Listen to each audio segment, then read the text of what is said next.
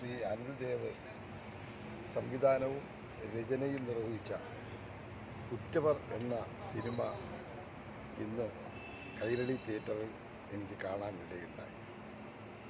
ഒരു ജീവിത ഗന്ധിയായ ഹൃദയസ്പർശിയായ ഒരു കഥയാണ് ആ സിനിമയിൽ നമ്മൾ വികാരനിർഭരമായി നമുക്ക് കാണാൻ കഴിയുന്നത്.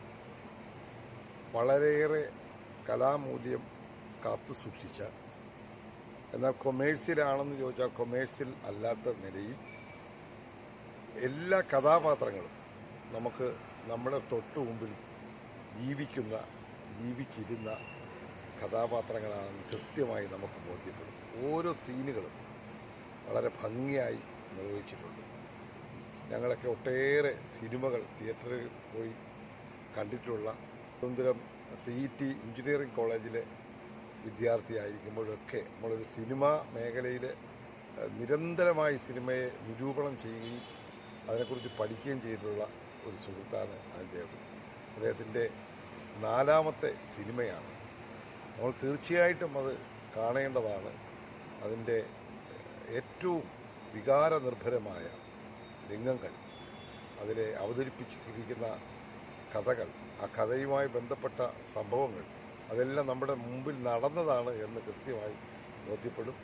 കലാബോധമുള്ള, കലാമൂല്യമുള്ള സിനിമയെ വളരെ ഗൗരവത്തോടു കൂടി എക്കാലവും സമീപിച്ചിട്ടുള്ള ആളാണ് ശ്രീ അനിൽ ദേവ്.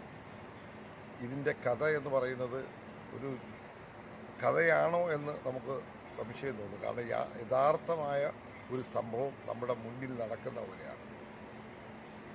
ഇന്ന് നമ്മുടെ നാട്ടിൽ നടക്കുന്ന സദാചാര അപജയങ്ങൾക്ക് നേരെ വിരൽ ചൂണ്ടുന്ന ഒരു ദുരന്തങ്ങൾ സമൂഹത്തിൽ സംഭവിക്കുന്നതിൻ്റെ ഒരു തനിയാവർത്തനമാണ് ഇന്ന് ഈ സിനിമയിലൂടെ അദ്ദേഹം വരച്ചു കാണിച്ചിരിക്കുന്നത്.